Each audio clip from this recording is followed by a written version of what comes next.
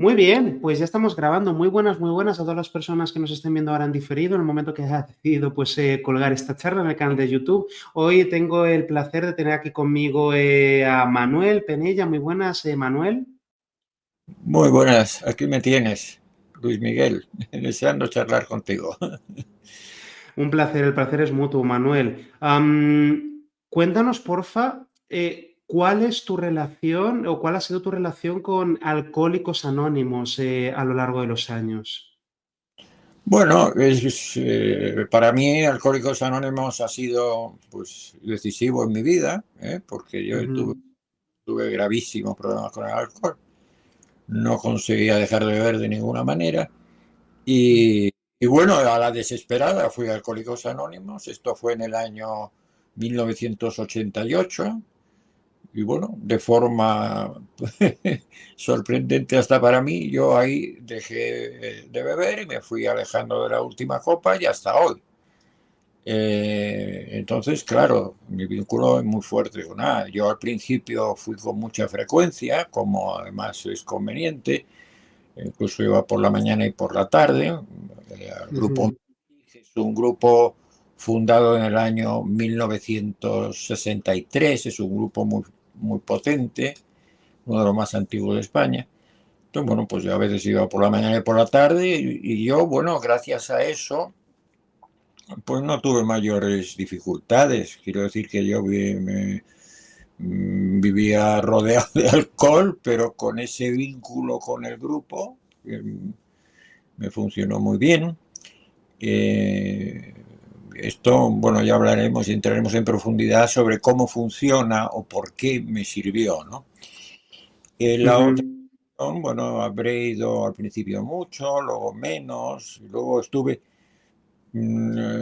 pues sí, bueno, no sé, como unos casi 9 años sin ir.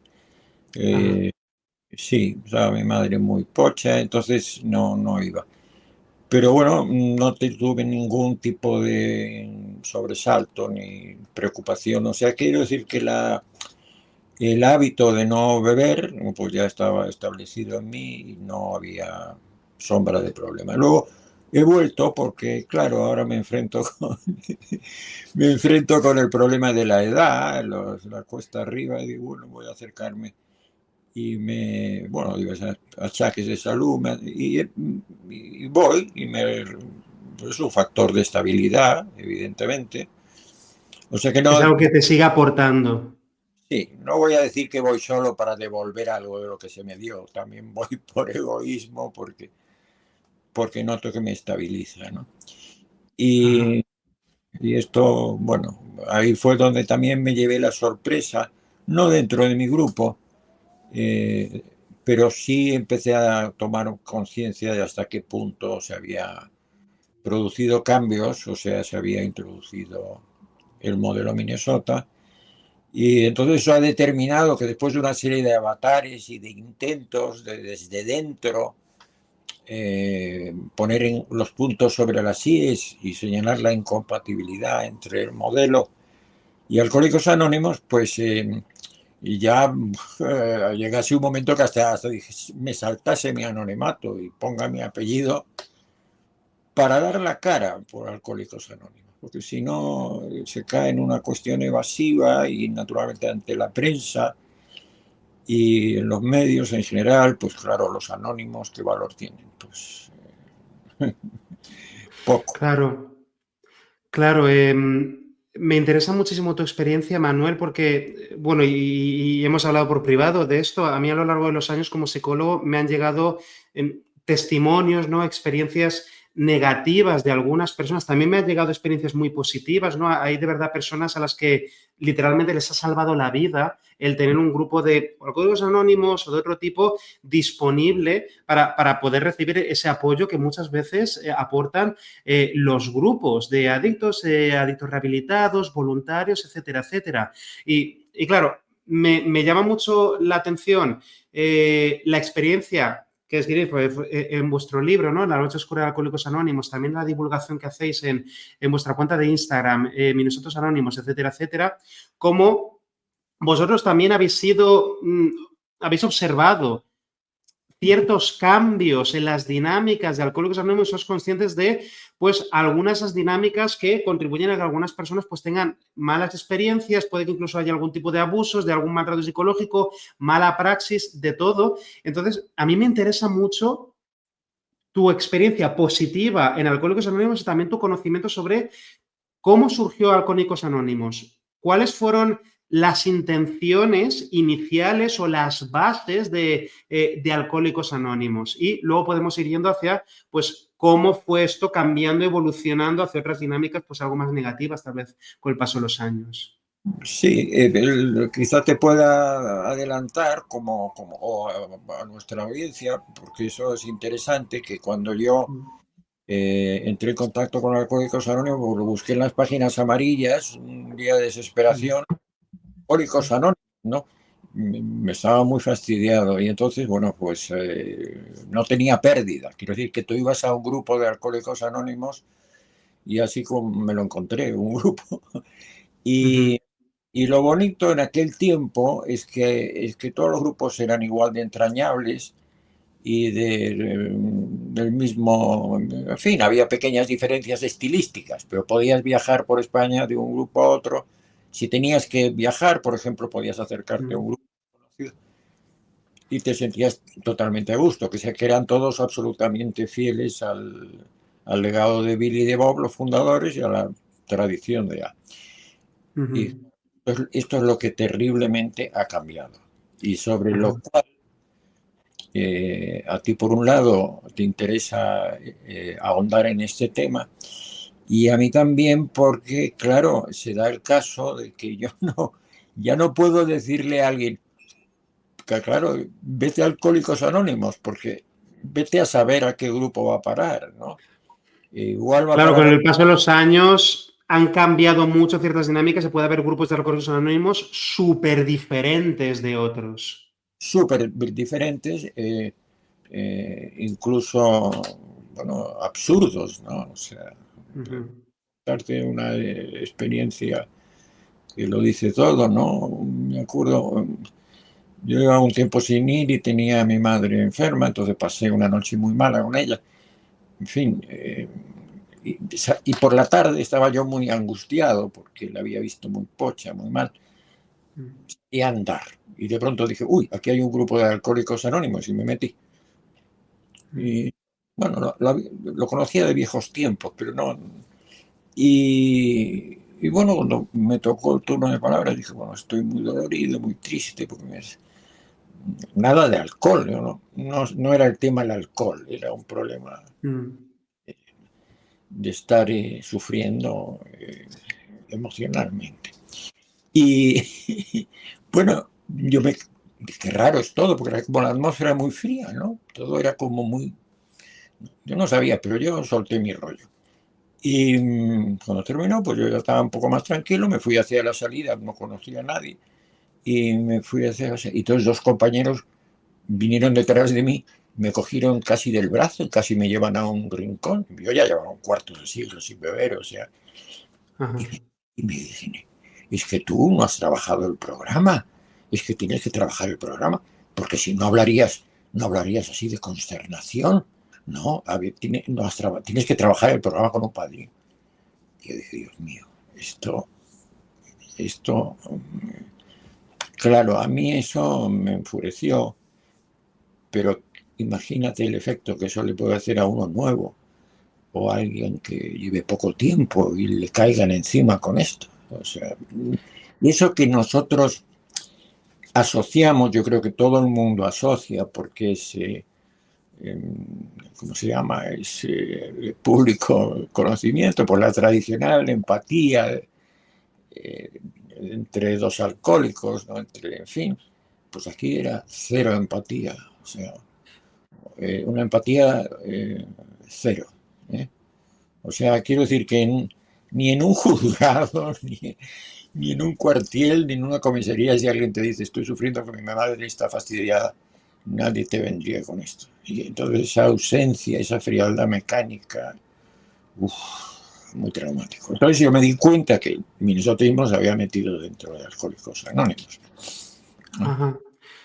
Ahora que lo nombras, Manuel, ¿podrías explicar a la audiencia en qué consiste el modelo Minnesota? ¿Cuáles son sus características Sí, principales?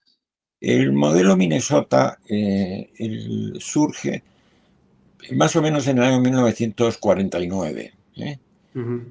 El inventor fue un tal, ahora no me viene el nombre a la cabeza, era un autor de novelas policiales, Mm.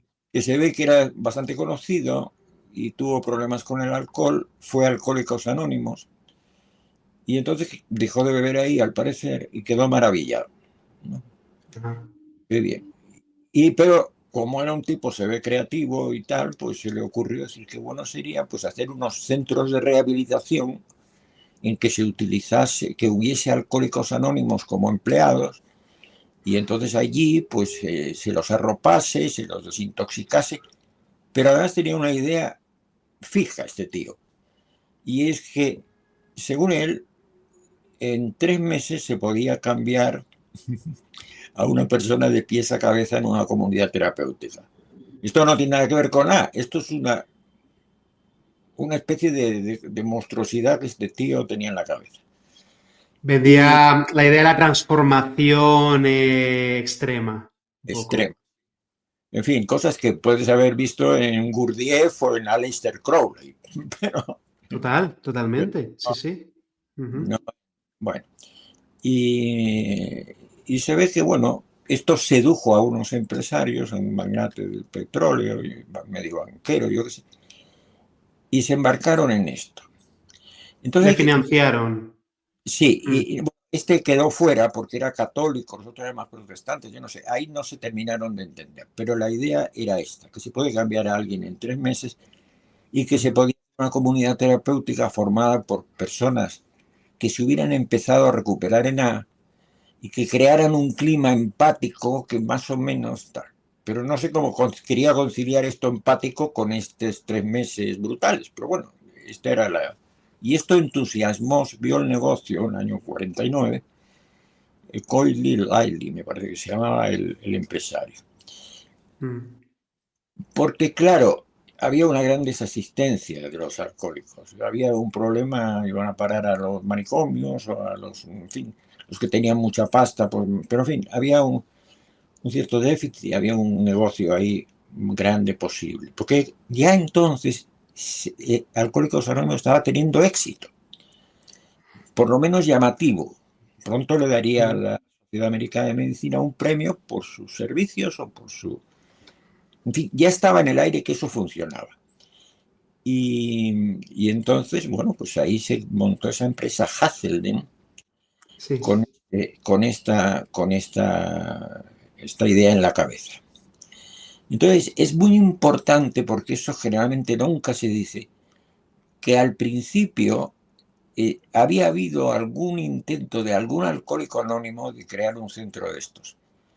Y que entonces eso había sido un fracaso, porque entre que unos, porque aunque eran alcohólicos, llevaban poco tiempo, yo que sé, en fin, que aquello fue catastrófico, entonces Claro, el vino, haber superado una adicción temporalmente o haber dejado el consumo temporalmente no lo capacita a uno de, ala, ya está, ya soy terapeuta de adicciones y hay puedo una ayudar a empresa, otros. yo qué sé, pues entonces dijeron, no, Mm. esto. Y entonces, de raíz, porque también cayeron en la cuenta de que, y esto es importante para enlazarlo con la historia del modelo, es que lo que cayeron en la cuenta es que cuando hay dinero de por medio, la cosa no funciona. Es decir, cuando yo le digo a otro, mira, Alcohólicos Anónimos es estupendo, está bien que yo se lo diga con el corazón, pero si le estoy cobrando, se dieron cuenta que eso era un fracaso. La gente que era contactada así, a cambio de dinero, no se enganchaba de Alcohólicos Anónimos, salía pitando. O, Ujú. bueno, hacía ver y tal. O sea que eso se abandonó por completo, Ok. ¿no? Entonces, esto enlaza, y es lo que nos interesa poner de manifiesto, con que eso empezó a funcionar el primer centro. Y no sé en qué momento, eso no lo he podido establecer, tuvo el siguiente problema Hasselden, y es que un alcohólico, como acabo de decir, no puede transmitir su experiencia por dinero. Entonces dijeron, ¿qué hacemos? Si queremos que enseñen el programa, tienen que ser alcohólicos anónimos. Pues entonces lo que hacemos es, les damos una formación psicológica, los convertimos en terapeutas, ¿eh? Ajá.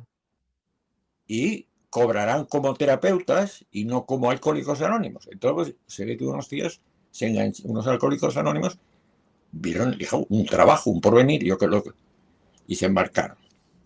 Entonces la figura del terapeuta tiene ese origen, Ujú. es eludir una tradición de no cobrar por parte de alcohólicos anónimos, darse una oportunidad de profesionalizarse. Pero como ves, prefirieron eso a contratar psicólogos, prefirieron eso y improvisaron, la verdad. ¿Eh? Claro. Entonces, ahí tienes el origen de esa figura tan curiosa que es el terapeuta del modelo Minnesota. ¿Mm? Un exadicto o un adicto rehabilitado, o al menos que ha abandonado el consumo durante un tiempo, que a lo mejor ha sido captado en un grupo de voluntarios, que al principio tenía pues esa vocación de voy a ayudar a otros, voy a también yo beneficiarme emocional y psicológicamente del proceso, y que llega un momento que se le cambia esa motivación de, vale, yo ya no estoy haciendo esto por ayudar, es lo que me están prometiendo de más dinero, y me están también transmitiendo la idea de yo por haber conseguido abandonar el consumo de algo durante un tiempo, ya tengo una capacidad de, yo conozco la adicción de primera mano y me convence de que además ya puedo convertirme en un profesional. Y Sí, se empieza a abrir toda esa burbuja de negocio. exacto. Ese es el asunto. Entonces, Uh-huh. eso empieza así. Tú imagínate que una persona que a lo mejor lleva un tiempo, no sé cuántos llevarían los de Hacen en el primer centro, a lo mejor llevaban un año sin beber o muy poco, ¿no? Y claro, la persona entonces puede que su vida haya sido un desastre y que esté realmente sin trabajo. Ajá.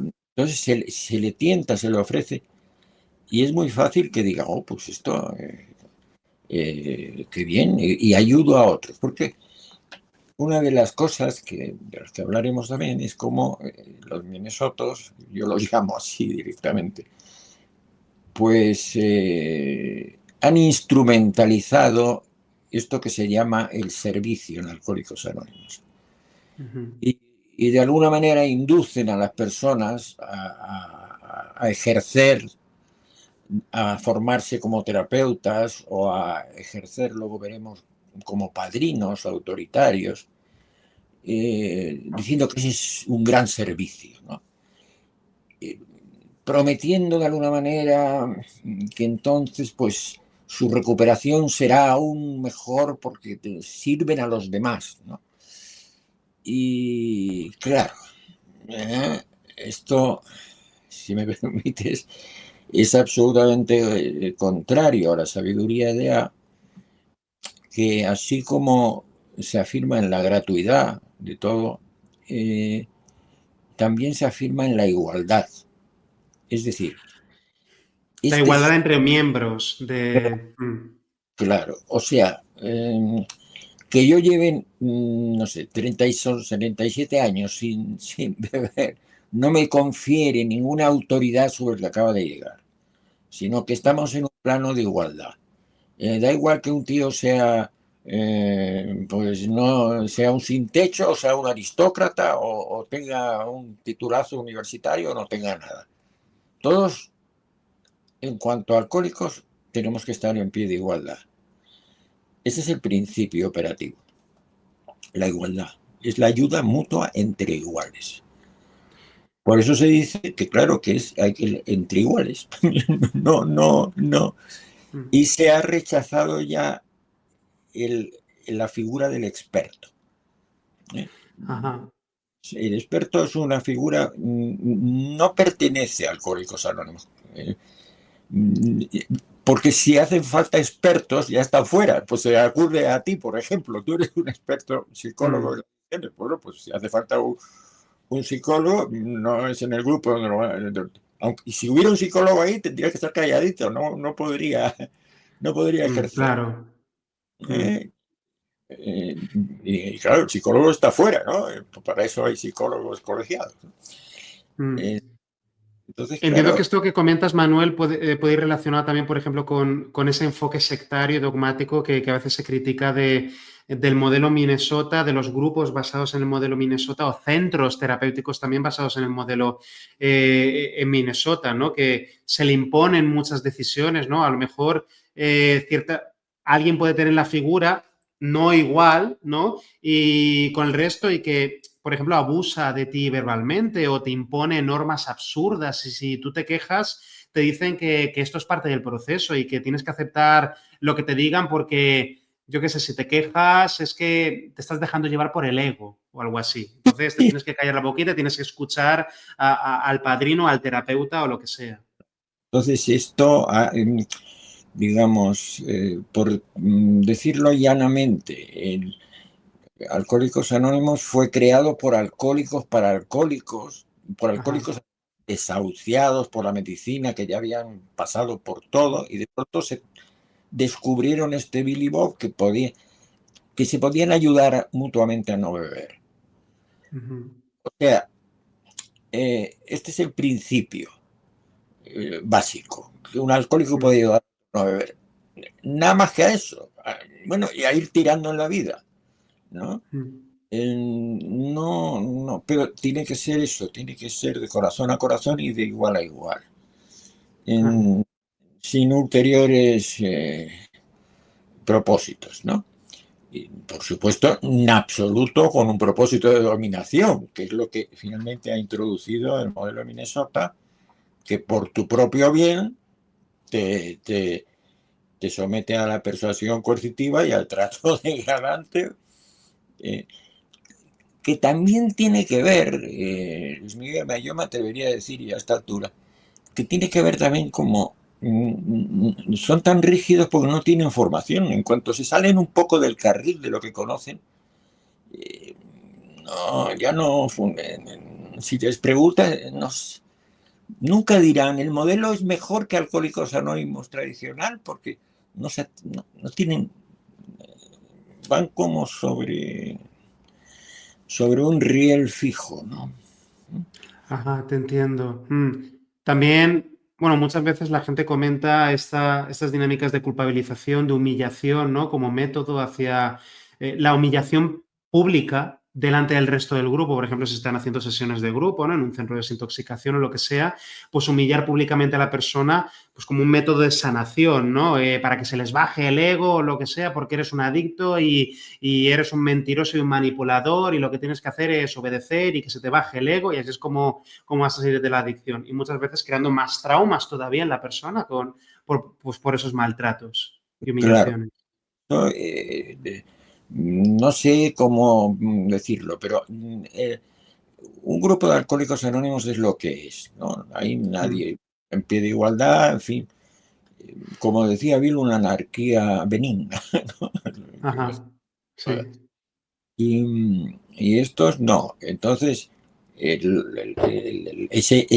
digamos, esa apropiación, convertir el grupo en una cosa de dinámica de grupo y de ejercer presión de grupo sobre una persona para despellejarla, para que muestre sus defectos, para que cobre, en fin, toda esta brutalidad no tiene nada que ver con nada. Y probablemente son técnicas de otro, tú sabrás mejor, de dónde las han Ujú. sacado, porque yo no lo entiendo. Eh, Mm.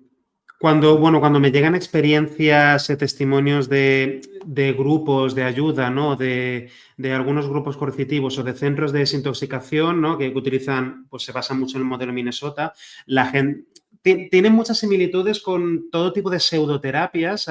Pues, por ejemplo, ahora estamos hablando del mundillo de las adicciones, pero el mundillo del desarrollo personal, la salud mental en general, pues está la terapia Gestalt, están las constelaciones familiares, está el coaching ontológico, hay un montón de pseudoterapias que de alguna manera u otra también se aprovechan de muchas dinámicas coercitivas de humillar, empequeñecer a la persona para controlarla mejor, a largo plazo también para sacarles más dinero y también, por otro lado, mediante esos métodos, pues empeorando más todavía la salud mental de la persona. Entonces, muchas veces cuando me llegan testimonios de ciertos casos, tanto en grupos de voluntarios como en centros de desintoxicación, todo esto me recuerda a muchas otras pseudoterapias en el mundillo del desarrollo personal, ¿no? Pues si nos ponemos a hablar de cierto centro con un podcast y tal, ¿no? Por ejemplo, a mí me llamó mucho la atención, cotilleando vuestra cuenta de Instagram, Minnesotos Anónimos, que comentáis que hay muchos centros de desintoxicación o muchos centros de adicciones que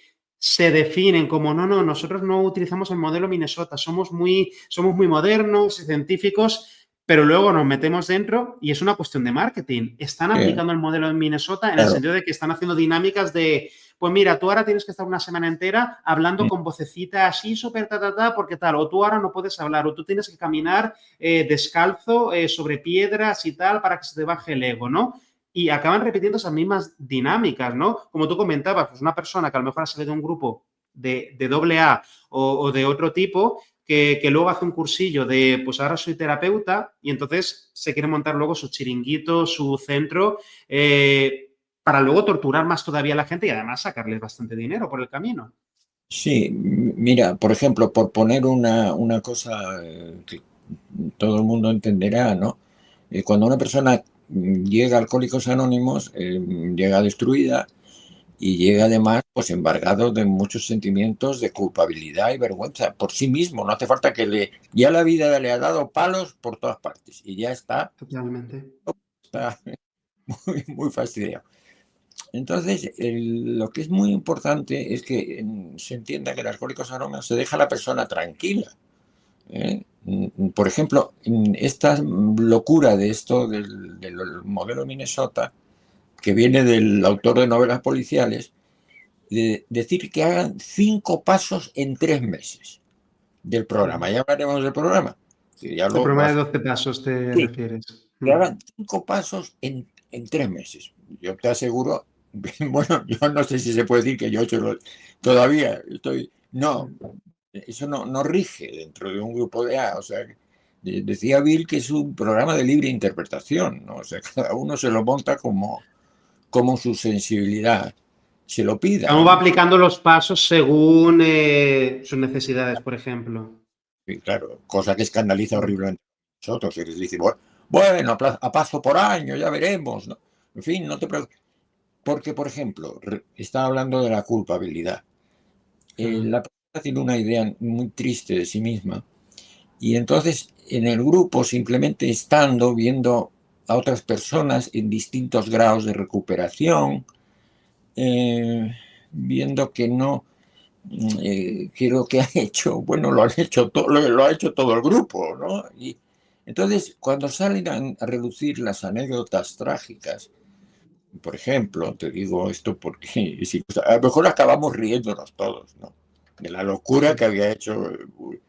Y eso es liberador porque se va descargando un poco el alma de este peso de la culpa, en fin. No digo que las cosas no hayan pasado, pero no queda más remedio que echarle un poco de humor y de ver que, bueno, pues es lo que pasa con un borracho, ¿no? Entonces la persona se va calmando. Entonces, lo que a mí me enerva del modelo Minnesota es cómo se aprovechan de ese momento de culpabilidad y de vida para más todavía. Y que vayan, y esos defectos que no has visto, pues, cuando en realidad la experiencia, y Alcohólicos Anónimos se basa sobre todo en la experiencia, el tiempo que ha ido pasando gente, pues, hay una experiencia, es que muchos defectos desaparecen con el tiempo, con el mero alejamiento de la copa, o sea, poco a poco, pues, defectos que tampoco hay que obsesionarse con ellos. Y hay otras cosas que son quizá más existenciales, más profundas. Te entiendo, te entiendo. Estoy totalmente de acuerdo contigo, Manuel. Muchas veces, claro, cuando personas me han contado experiencias negativas, ¿no? En estos grupos, en algún centro pues que seguía el modelo Minnesota, esta obsesión con empequeñecer a la persona, hacerla sentirse culpable, imperfecta, de tienes defectos, tienes defectos, tienes defectos porque eres un triste adicto, estás roto por dentro y exacerbando esa sensación de vulnerabilidad, luego es más fácil controlar a la persona. Yo te voy diciendo, estás rotísimo y me necesitas, por eso tienes que escucharme, porque tú no puedes ser responsable ni de ti mismo, ni de tus decisiones en la vida, ni nada por el Sí, estilo. tú estás mal hecho de raíz. O sea, ellos además manejan este concepto de enfermedad primaria, que Ajá. es una enfermedad, pues, una propensión genética o innata o como lo quieras llamar, a la Naciste adicción. adicto, ¿no? Que dicen algunos. Entonces, eso es una cosa que para ellos es un, en fin. Entonces, yo soy adicto, ¿no? No digan soy alcohólico, soy adicto. E incluso están ya suprimiendo la palabra alcohol y hay que decir sustancia líquida. Y yo qué sé, qué estupideces. En función de esta idea de la enfermedad primaria. Que bueno, habría mucho que discutir. Yo personalmente creo que es un mito pseudocientífico que todavía no está, no se puede hablar así, vamos, en definitiva. Porque no se sabe. Es decir, Ujú. yo no me, bueno, me pueden reprochar que fumaba más cuando dejé de beber o que tomaba más café, pero no he tenido propensiones por otras Ujú. cosas. Es decir, y sobre todo, la persona recupera, como muy bien tú insinuaste en uno de tus, bueno, en su parte de aquí, pues frontal, empieza a medir mejor las consecuencias y la persona, bueno, pues se normaliza. Eh, Cuanto más con- tiempo se pasa la persona sin beber alcohol, más mejora en un montón de cosas. Me refiero que también es un poco la pescadilla que se muerde la cola. Sí, obviamente para que una persona caiga en un problema de adicción, pues tiene que haber ciertos estresores en su vida, ciertos problemas emocionales y que luego la persona quiere utilizar la bebida para lidiar con ese dolor. Pero a la vez también la bebida va a exacerbar, va a crear otros tipos de dolor y, claro, cuanto más tiempo se mantenga la persona alejada de la bebida, menos defectos, entre comillas, va a tener o más va a aprender, más oportunidades va a tener para ir pues, aprendiendo estrategias para lidiar pues, con los para desafíos que le dé la vida. con sus traumas y con sus cosas.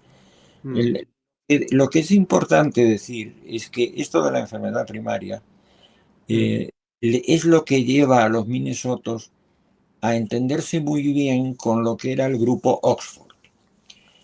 Esto Uh-huh. es un concepto que te puede ser muy interesante.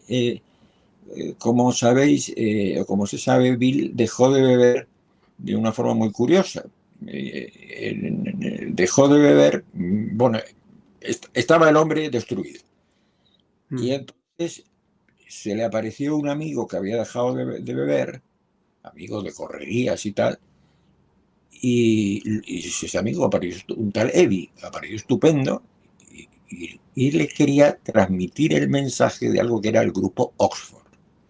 Ajá. Y me pregunto, ¿cómo es posible que estés sobrio? Y dice, porque he encontrado la religión.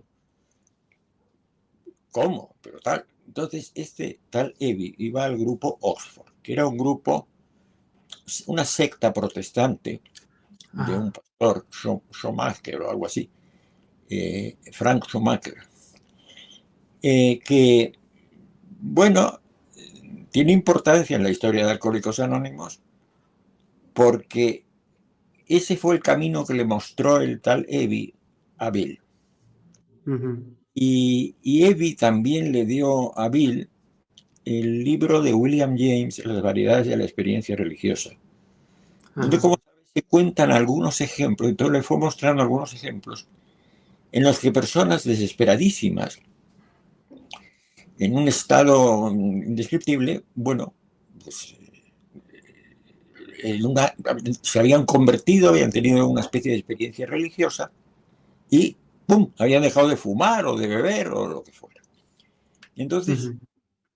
Bill lee eso claro, se ingresa por cuarta vez en muy poco tiempo eh, y, y ahí tiene en el hospital, tiene una tremenda experiencia en que se le ilumina la habitación y bueno, tiene como una experiencia medio mística, medio rara, ¿no?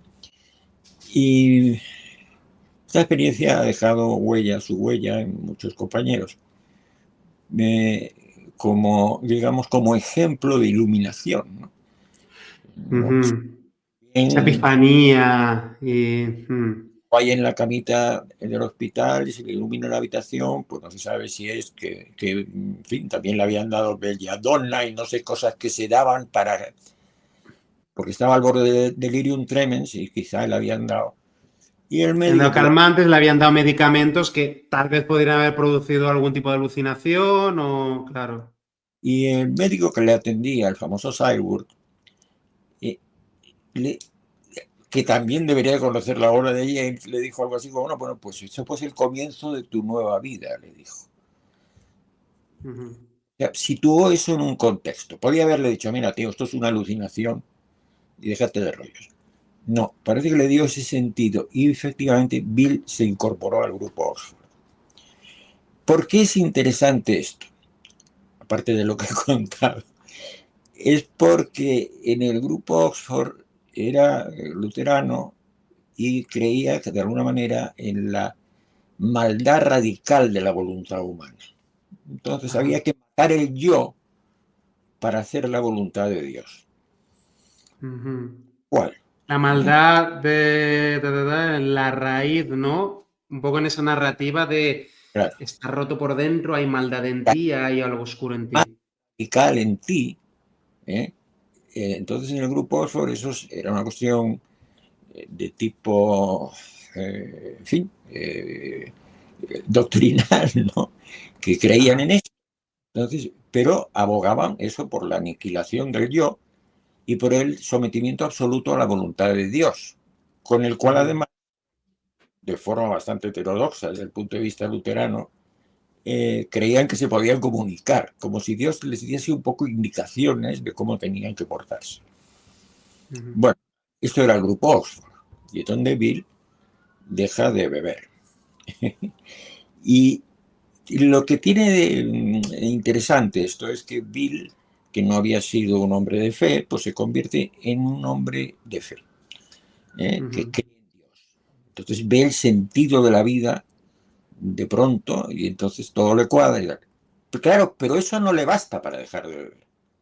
Ajá. Comprende que tiene que... Entonces, estos del grupo Oxford hacen apostolado, como hacen los Minnesotos. Comparte con los de Oxford la idea de que hay un mal radical, que hay que matar el yo y que hay que hacer apostolado. Y claro, él salió a hacer apostolado para atraer gente al grupo Oxford, que fue creciendo y creciendo,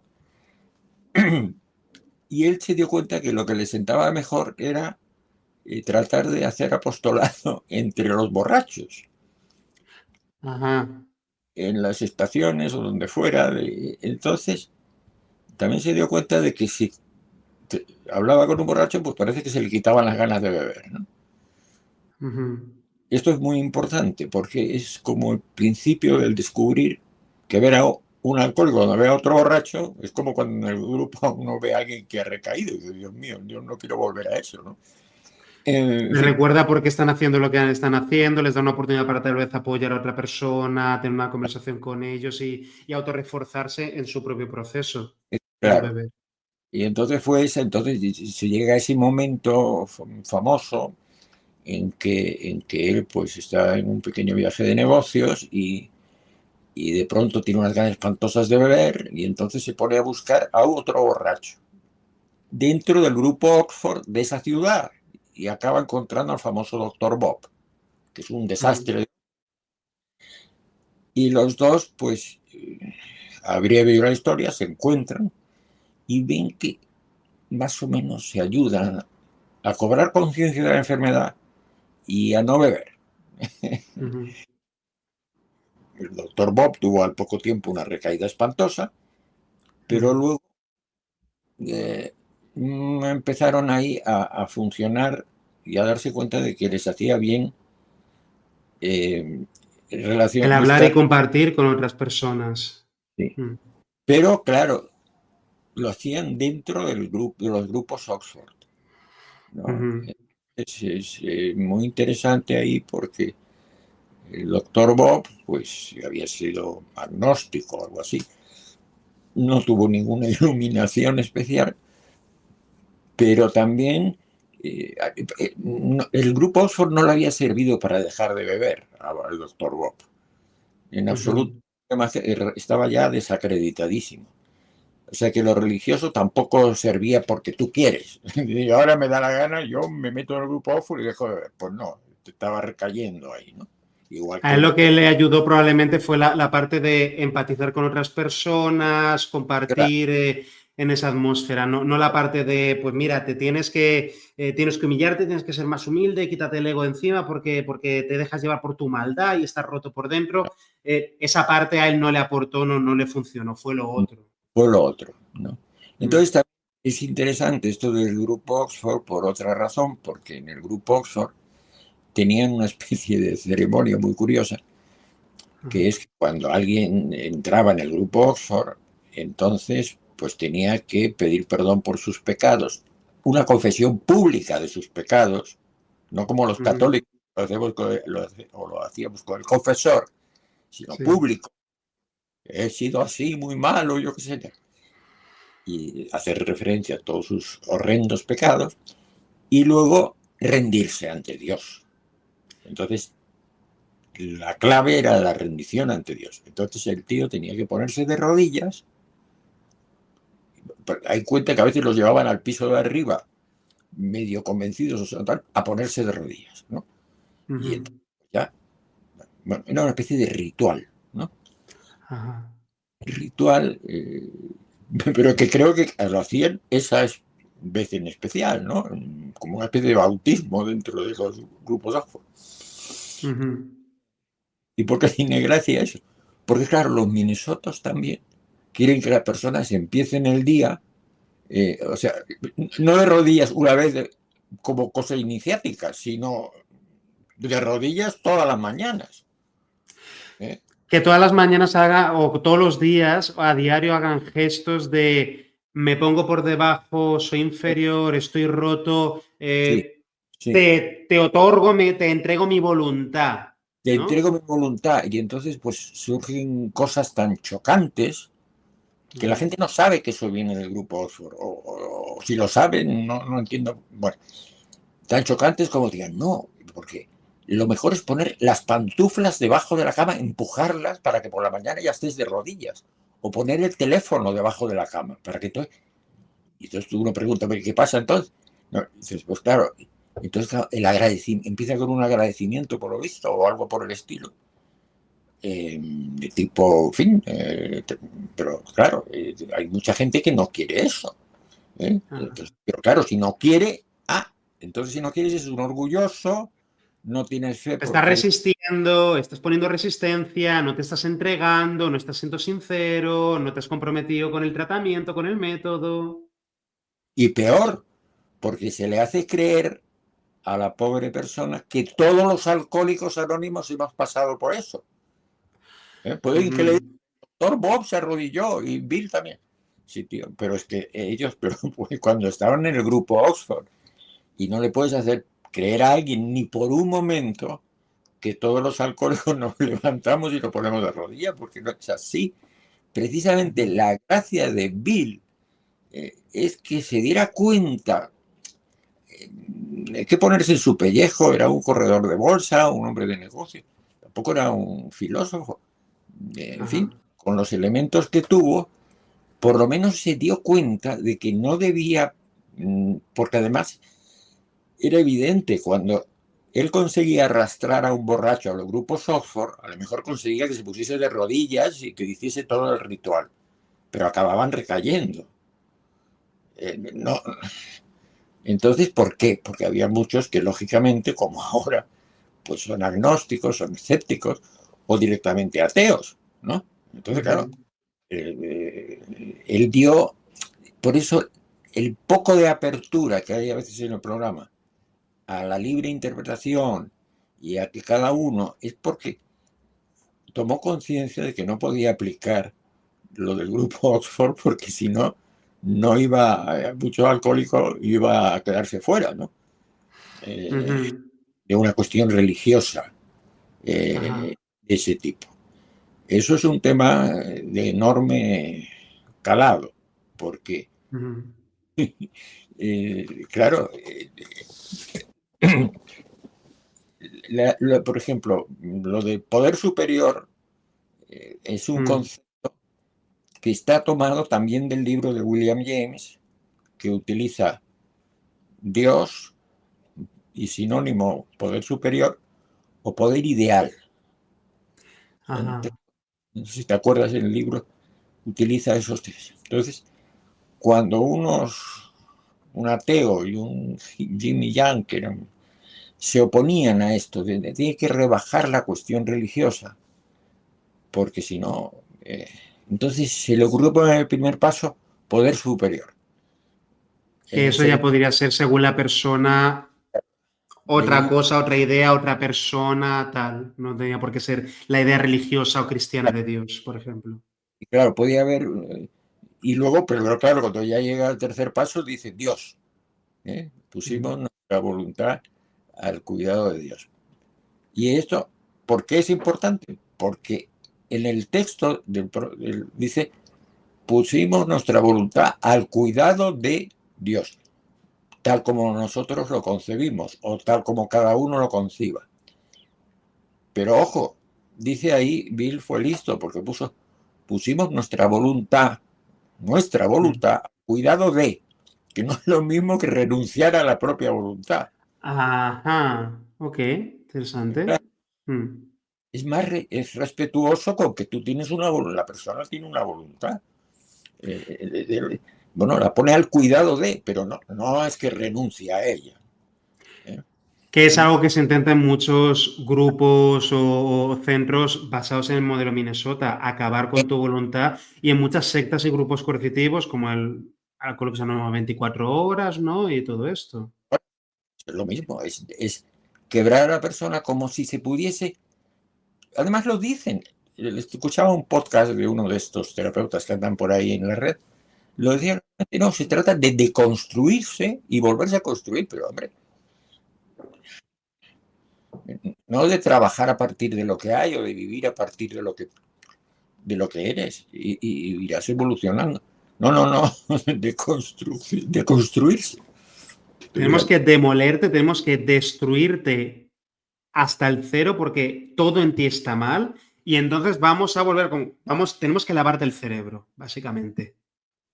Eso, en definitiva, es una forma de lavado de cerebro coercitivo porque la amenaza es que si no lo haces recaerás. Si Y no me haces caso vas a recaer. sí, sí. Y claro, eso no tiene mucha por donde. Eso es muy peligroso, claro. Lo sabes tú mejor que yo, seguramente. Mm, mm. Además, yo cuando he estudiado esto digo, ¿de dónde demonios habrán sacado esta? Pero claro, viene más del lado de las cosas sectarias o de los lavados de cerebro, Mm. no del ámbito de la psicología, al menos hasta donde yo sé. Claro. Además me parece muy interesante cuando hablas del modelo Minnesota, ¿no? De todo este origen, de a ver cómo podemos sacar un montón de dinero con todo esto, la parte de negocio, al final doblegar la voluntad de la persona y hacerle pensar que eres ultra imprescindible para que pueda salir de ahí, es muy rentable. Es muy rentable porque así puedes convencer a alguien de que esté 6 meses, muchísimo tiempo en tu centro de adicciones pagando pues miles de euros o de dólares al mes o lo que sea.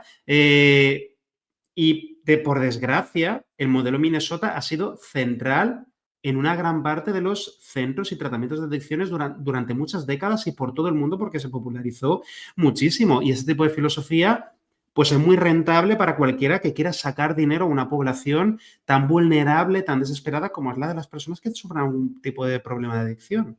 En efecto. Entonces, fíjate qué curioso, porque claro, ellos al principio, cuando empezaron en 1949, o primeros de los 50 y tal, solo se ocupaban de alcohólicos. ¿eh? Ujú, Luego tuvieron la brillante idea de ocuparse de toda clase de adictos, ¿no? Primero de ujú. adictos a drogas ilegales y luego, pues ya sabes, ahora ya adictos a cualquier cosa, ¿no? A todos se los A tratará cualquier cosa. A bajo el todo mismo lo llaman adicción, toda sí. esa adicción y todo se trata bajo el mismo techo, con el mismo método, los 12 pasos y la misma historia. Poner pelos de punta. No, lo que quiero decirte es que son Al principio eran 3 meses, porque era más que una desintoxicación, era una reprogramación o como quieras llamarlo. Sí. Claro, luego, ¿qué pasa? La idea era que la persona continuara su recuperación en los grupos de Alcohólicos Anónimos. ¿Pero qué Mm. pasó? Pues que claro, si una persona había tenido que hacer 5 pasos en 3 meses, le habían roto la voluntad, le habían castigado y le habían ya había tenido que escribir el programa bajo la dirección de un terapeuta. Pues claro, cuando llegaba a un grupo, pues ahí era un bicho raro, porque es que nadie entendía eso. Ajá. Descubría la gratuidad de y empezó a decir, bueno, me han estafado o no. Entonces Hasselden, la empresa, pues claro, tuvo que empezó de alguna manera ¿cómo llamarlo? Su lucha por apoderarse de Alcohólicos Anónimos, o por lo menos de irse apoderando de grupos para que sus pacientes no sufrieran ese shock. Ajá. Claro, Y ahí ya hay una escisión, ¿no? De alguna manera, entre claro, grupos. claro, empiezan porque sufren un shock, porque bueno, y luego además, y eso te lo digo porque me llama mucho la atención ahora también, cuando una persona ha sido iniciada en el programa de esa manera tan represiva, Ujú. pues luego Depresiva. no tiene nunca una relación sana con eso, con esas sugerencias que se el programa en fin, está ya como, entonces no entiende la libertad de los grupos. Y entonces, encima, los terapeutas estos lo que han hecho es influir en grupos y darte cuenta que ellos crearon una escuela de terapeutas, Hasselden. Entonces, por la propia lógica del asunto, pronto hubo más terapeutas que puestos de trabajo en Hasselden y en sus centros. ¿Y dónde se buscaban Ya. la vida de estos tíos? Pues en los grupos. Y entonces empezaron a imponer la manera minnesótica de trabajar el programa. Y Ujú. esto ya fue el espanto supremo cuando publicaron un libro que se llama Un programa para ti, que evidentemente es un libro de encargo, evidentemente es un libro escrito por personas que no habían iniciado su recuperación en sino en algún centro, porque describen que cuando llegan en los grupos no se trabaja el programa, se dicen cosas que no tienen nada que ver con el libro grande, hay que volver a la pureza del alcohólico, se ha desviado de la pureza del año 39, en fin, porque ahí hablan de cualquier cosa. Claro, hablamos de que las personas hablan de sus problemas, que tengo en fin, tengo un hijo con problemas, o tengo un divorcio encima, o yo qué sé, que lo que habla la gente de sus preocupaciones. Y entonces esto es que había que volver al espíritu de 1939. Entonces lo Ajá. que yo quiero transmitir, que me parece muy importante, es que si bien al principio Bill creía que había que seguir el programa y creía que si no se tenía una fe religiosa no se podría alcanzar una sobriedad permanente, luego la experiencia, porque eso lo escribió antes de que existieran los grupos, Ajá. el programa. Entonces, ya creados los grupos, entonces vio que también los ateos y los escépticos se recuperaban y Ujú. empezaron a relajarse. Porque al principio, y eso lo dice él, se preguntaban siempre quién será el siguiente, quién será el próximo que va a recaer, porque recaían como moscas, ¿no? ¿Eh? Mm.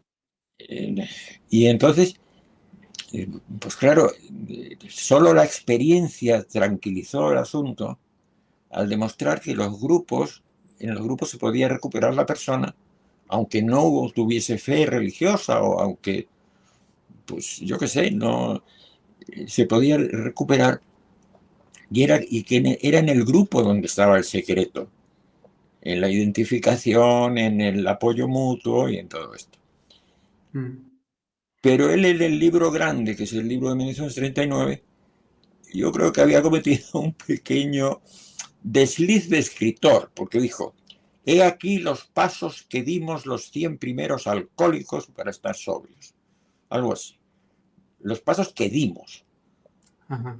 Claro, luego él evolucionó, Bill, pero ya nunca, siempre fue posible referirse a lo del año 39 como el culmen, ¿no?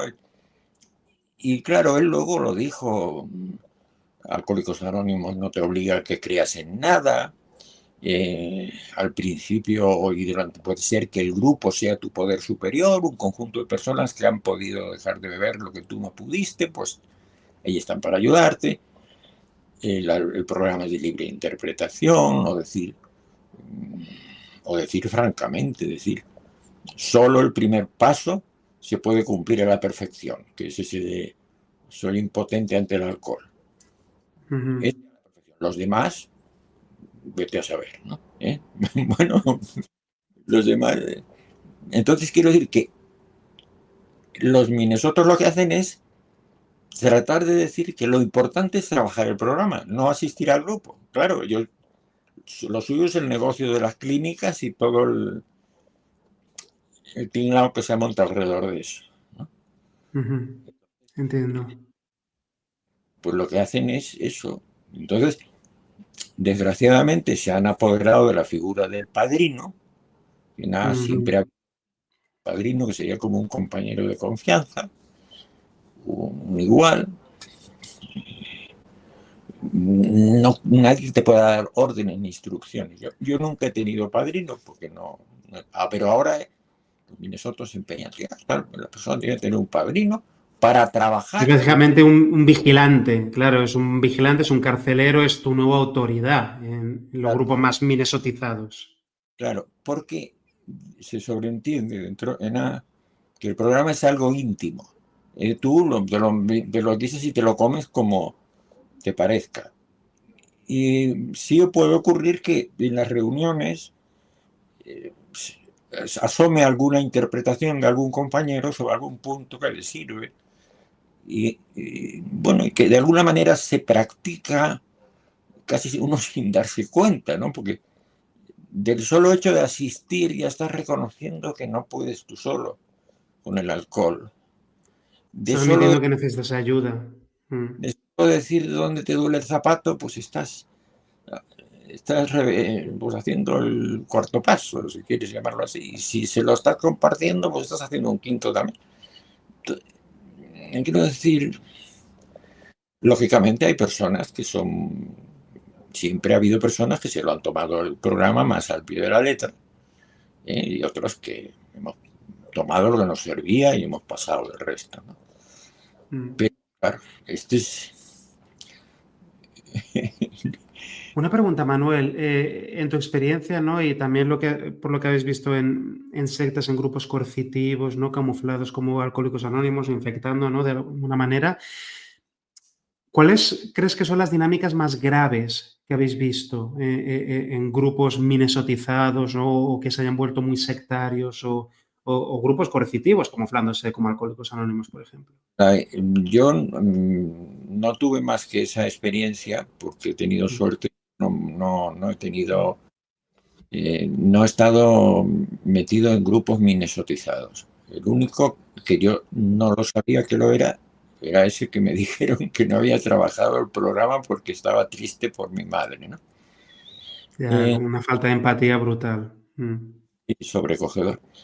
Lo que se nota es que es por lo que me cuentan y por lo que algún compañero que viene de algún grupo a mi grupo y lo oigo hablar, pues es decir latiguillos. Solo les dejan hablar 5 minutos. Los primeros Ujú. son agradecimientos a Alcohólicos Anónimos, al padrino, al programa. Yo qué sé.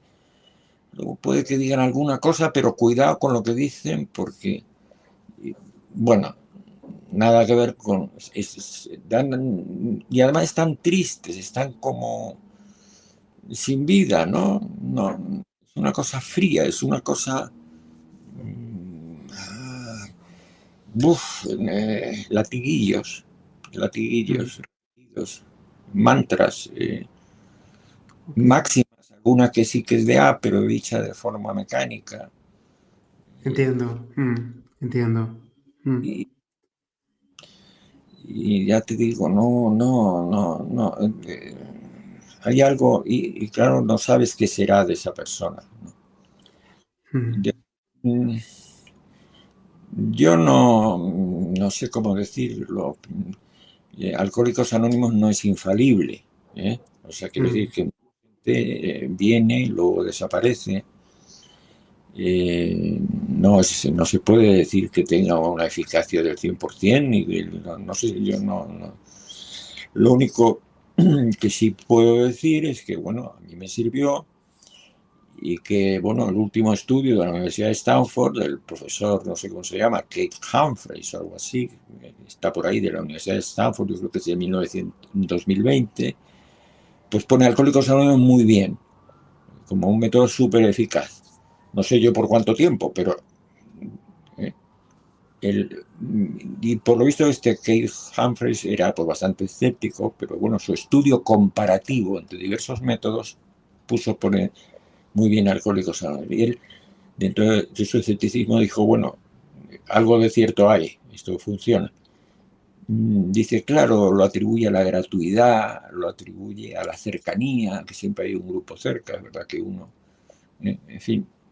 Esa disponibilidad, ¿no? Para todo tipo de personas, que se ha extendido por prácticamente todas las regiones del mundo. Claro, y sobre todo es un sitio donde, a ver si te lo puedo transmitir, donde uno va y se siente cómodo. Mm.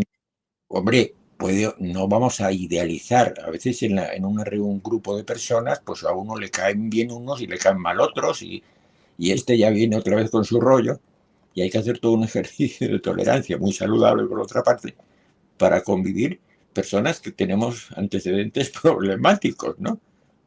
Entiendo, Peor sí. de casa hay reunido, pues que saldrá un caos horror. Pues no es que todo sea siempre una balsa, pero bastante bien, ¿no? Mejor de lo que se podía esperar. Y, y claro, eso es algo muy vivo, donde uno no se siente compelido, forzado a nada, pues te dejan ser como eres. Entonces es una colección de personas a veces muy raras, porque puede haber De todo eh, tipo, personas de todo tipo, claro. yo mismo. Y quiero decir que yo, y esto viene muy a cuento de, de tu, de tu profesión, que claro, no se me ocurriría decir que yo por el hecho de haber superado, haber salido del alcoholismo, y ahora soy el sabio del asunto. Ujú. Mm. ¿Por Que qué es no? casualmente, ¿no? Fíjate la paradoja, ¿no? Que dentro de del modelo Minnesota haya mucha narrativa de, no, pero es que tú te tienes que bajar el ego, por eso eres adicto, tal, y tienes que obedecerme. Y fíjate todo el ego que está manifestando esa misma persona diciendo, yo por haber dejado de beber un año ya soy un iluminado, ya soy un terapeuta. Claro, todo Cuando el ego que uno, hay ahí. cuando uno, por ejemplo, yo, por ejemplo, ahora hace muchísimo tiempo que no, porque ya cada vez que ese tema se plantea, que alguien pueda querer que yo sea su padrino, siempre he dicho, no, pero somos iguales y como amigos, como compañeros nada más, no, porque, y ni lo tempore si tuve algún ahijado, y a veces lo más difícil era convencer al ahijado de que lo importante era ir a la reunión, no era charlar conmigo. Ah, Entonces lo citaba antes de la reunión para entrar juntos a la reunión. Porque claro, a veces una persona, si no podía buscarte como paño de lágrimas, aparte. Y, y entonces yo caí en la cuenta de eso que todos conocemos, que tenemos a alguien conocido que es borracho o que tiene algún problema con alguna droga y uno intenta ayudarle, pues es inútil. La cosa suele salir muy mal. Lo que importa es que se enganche al grupo. Y porque claro, nadie puede estar en condiciones de estar pendiente de alguien las 24 horas. Un terapeuta sí en un nadie centro. te puede vigilar las 24 horas, nadie puede estar controlándote, me refiero, puede estar ahí como un faro, ¿no? De empatía, de desahogo emocional en ciertos momentos, pero claro, al final tú te tienes que cocinar cuáles son los cambios que vas a hacer en tu vida. que tienes que hacer. Entonces, en Alcohólicos Anónimos es la libertad de decirte, bueno, si quieres beber, bebe. Hay un bar en la esquina. Tú ¿no? decides. Tú, la puerta está abierta, nadie te va a seguir, nadie te va a vigilar, ¿no? O sea que yo a estos ahijados que tenía, pues no los estaba vigilando, no los llamaba por teléfono. Oye, eran ellos los que se podían en algún momento querer tomar un café conmigo para hablar Ujú, de cosas. Porque claro, sí es verdad que a veces hay problemas complejos que a lo mejor la ujú. persona no debe decir en el grupo, busca un compañero de confianza para contar algo que a lo mejor ni se entiende muy bien, a tomar un café para ver si se aclara el tema, ¿no? Pero estos le han dado ese sesgo autoritario, ¿eh? Ujú. Cual el padrino Minnesota lo que hace no es portarse como un padrino de A, se porta como un padrino, como un terapeuta, copia, entonces ya es Y otra además cosa. desde esa autoridad, desde ese tú a mí me tienes que obedecer, no me puedes llevar la contraria en nada, y como me ves en la contraria en algo, no obedezcas al 100% de lo que te mando, pues estás poniendo resistencia y entonces igual te castigo incluso. Igual te castigo e imponen castigos que pueden ser, bueno, curiosísimos. Por ejemplo, copiar un paso a mano o el libro grande entero, lo he oído decir que Como los copiarlo. niños, ¿no? De vas a copiar en la pizarra 100 veces, no voy a volver a hacer no sé qué. Sí, sí, sí, cosas así, ¿no? Y, y luego, pues, ¿cómo se llama? ¿Cómo lo llaman? Utilizan a veces el concepto de amor duro. ¿Eh? El amor duro es, sí, es algo que se utiliza mucho que, a ver, yo se lo explico a veces a las familias como que tienes que marcarle límites, obviamente, a la persona desde el cariño y la empatía, pero desgraciadamente en la mayoría de centros y grupos utilizan eso del amor duro como una especie de excusa Claro, para maltratar y humillar a la persona para doblegar su claro, voluntad. claro. Una cosa es poner límites y además, bueno, saber cuándo en un momento determinado hay que ponerse firme en algo, ¿no?